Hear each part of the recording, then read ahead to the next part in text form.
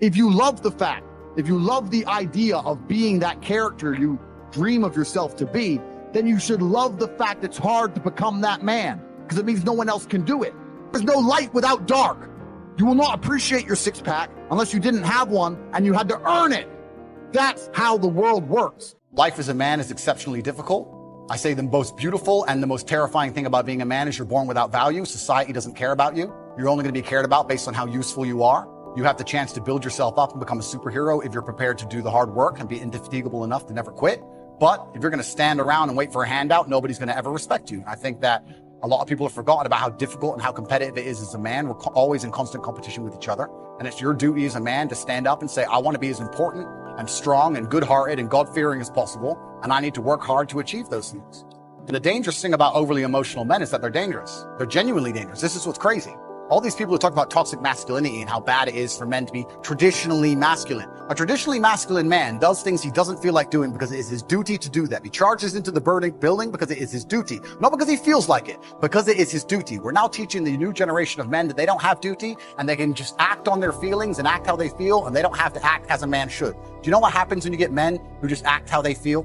You get school shooters, you get violence. Men who do not control their emotions are dangerous. If you find a man who is stoic, he's not going to hurt people. He's going to sit and think about his actions very carefully, and he's going to be a good man who protects for it and provides for his family. You find a man who just acts out on impulse and does whatever he feels like, you're going to find a dangerous man. Sitting here telling men to cry more and act with their feelings, and it's okay to feel this way, that way, etc., and have no self-control. That is why we have the problems we have in the world. Absolutely not wrong. So when they talk about toxic masculinity, they have it completely inversed on its head, completely not wrong. We need to be teaching stoicism. We need to be teaching young men to understand that the world is very, very difficult. It's hard to be a man. You're going to feel bad sometimes. You just suck it up and perform anyway. Not to sit there and cry your eyes out or blame other people. The real problem with the world is that there's an epidemic of cowardice. Men are cowards. We have an epidemic of cowardice. Everybody is so afraid. It's on the other side of fear that you're going to garner the respect of other individuals. You have to do things that they're afraid to do, meaning most likely you are also afraid. I've done a bunch of shit. I was afraid 87 times before I got in the ring and cage. It's scary, right? I lived a scary life. But by going through all of that, I am now respected. You have to learn to face your fear. I'm not saying not be afraid, because that's not brave. If you do something and you're not afraid, you're not brave. You have to be afraid and do it anyway. That's what courage is. So I'm not saying you can be as scared as you want, but you still have to go. You have a series of emotions you live with regularly, don't you? Those emotions could be bliss, passion, joy, faith, but they could also be worry, stress, depression, frustration, concern. And because you've done it over and over again, even though you know they don't serve you, you will find a way on a very regular basis to get those damn emotions. The quality of your emotions is going to be the quality of your life. The Bible says in 1 Corinthians, we are unspiritual when we're under the control of ordinary impulses. And that's the way so many people are today. They just let their feelings run their lives. If they feel like telling somebody off, they just tell them off. They feel like being depressed, and they go around all depressed. But friends, we cannot just act on these emotional impulses and expect to have any kind of victory in our lives. Feelings can get us into trouble. And throughout life, you're going to have plenty of opportunities to lose your temper. You're going to get up some mornings and feel like being depressed. At times you'll get caught in traffic and feel like being impatient, feel like getting upset. But we've got to learn how to follow wisdom and do what we know is right and not just follow our feelings around. I can feel my emotions rising, but I made a decision not to get on board. Just because you can feel those emotions doesn't mean you have to get on board. When you feel like saying something that you know you shouldn't say, no, don't get on board. Things aren't going your way and you kind of feel like being discouraged. No, you've got to learn to discipline the negative feelings and keep a good attitude anyway.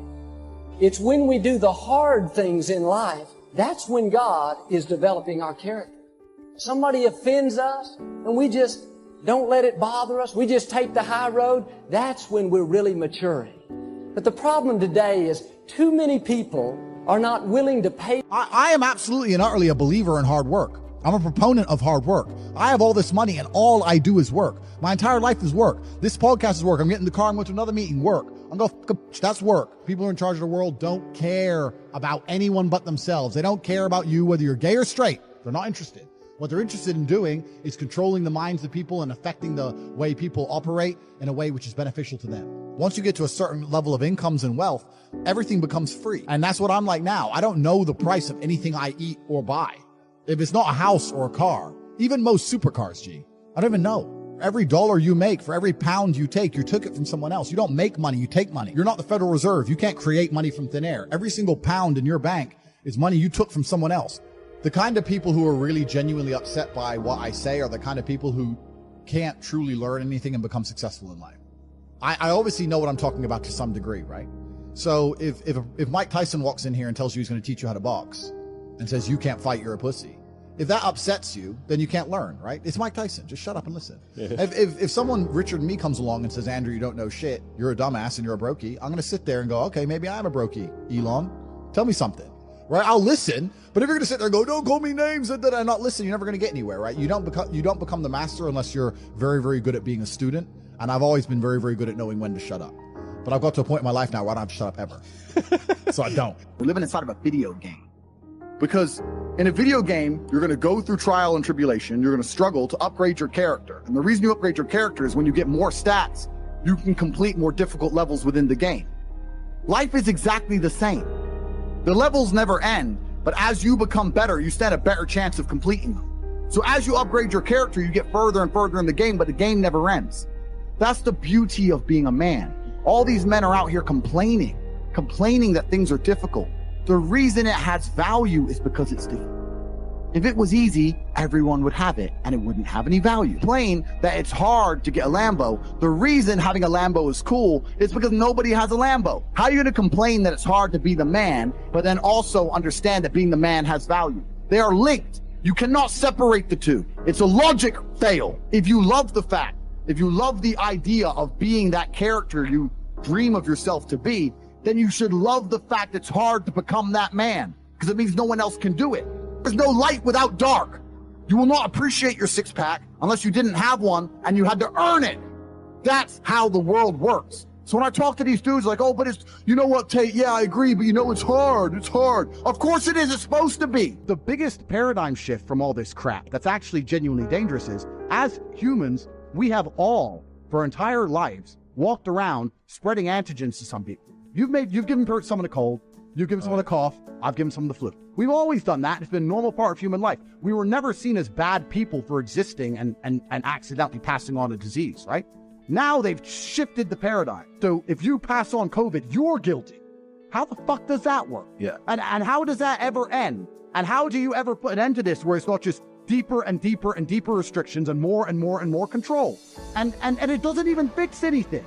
It's absolutely incredible that people are not awake enough to see what's fucking happening. Well, because they have such a short memory of history. I mean, literally what you're talking about happened. My dad was born at that time. And like, it's already been forgotten. Communism, forgotten. Yep. And we want the same fucking policies that the communists had. This part, nutty. I completely agree, but there's also another huge element to all this, and it's a perma-distraction.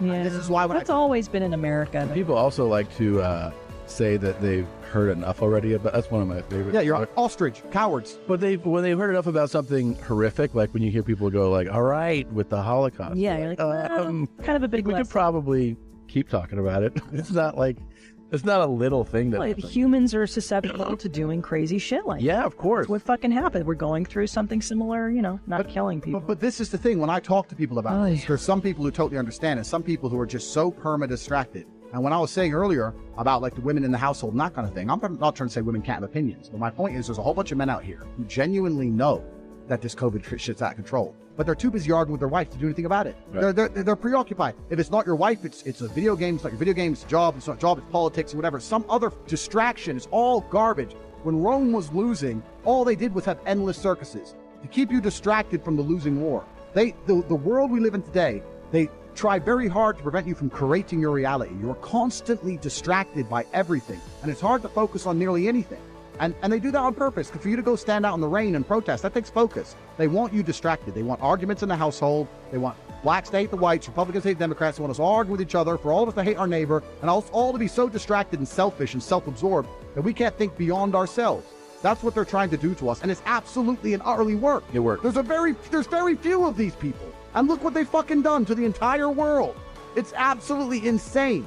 And before I get off, I'd never commit suicide, so let's put that there. Yeah. But it's crazy. It's really crazy, and I don't think I'm on a hit list because I'm full of shit, right? I'm some millionaire with a bunch of bitches, bunch of cars. Tate's full of shit. I'm full of shit. Cool. But if you're still living inside the Matrix, we'll talk in 20 years to see who's full of shit. Yeah.